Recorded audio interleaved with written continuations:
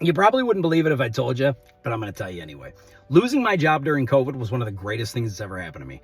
In the time, I'm thinking this is, there's always a negative and a positive, and you got to think about both. You have got to look, it's all on how you perceive things, because every situation has a positive and a negative.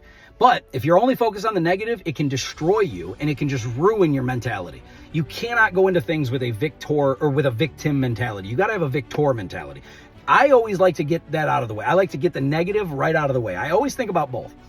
When it happened, I'm thinking, I got 17 years in this company. My plan was to retire and hopefully 13 to 15 years-ish, right? So I had like a decade and a half left of just eating it every day at a place that I wasn't really super pumped about anymore anyway.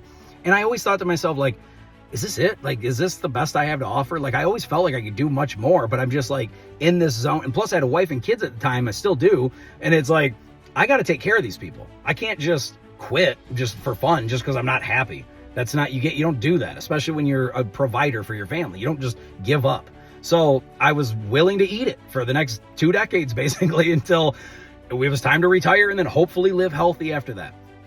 But luckily, COVID hits, they change their policies, get rid of me, one of the most glorious things that's ever happened, because it forced me to then think, after I got all the negative out of the way, it forced me to go, well, what do I want to do? What do I like to do? What do I feel capable of doing? Like, let's hone in on the gifts and the talents that I felt like I had, or that I at least enjoy doing. And let's try to center in on how to make that a career. And like, that's what you got to think of, man. If you hate where you're at, if you do not like your job that you're at, you have got to think to yourself, what am I good at? What do I like to do? How can I make this the thing that I do all the time? And a lot of people will try to talk you out of it and say, well, when you start doing the thing that you love all the time, you start to not like it. Let me know when that happens, because I've been doing this for a few years now and I am loving being in real estate. Why? Because some of the things that I love to do, I have always loved helping people. I've always loved figuring out problems, like solving them. If people have an issue, I like to solve. I like to figure it out. And 2, I always like talking. I mean, in case you guys couldn't tell, I'm a talker. 3, when I was a kid, me and my parents, we would drive around to these like fancy neighborhoods that we had no business being in. We could not afford anything even close to this. And we would think to ourselves, well, when we hit the lottery, this is where we want to be.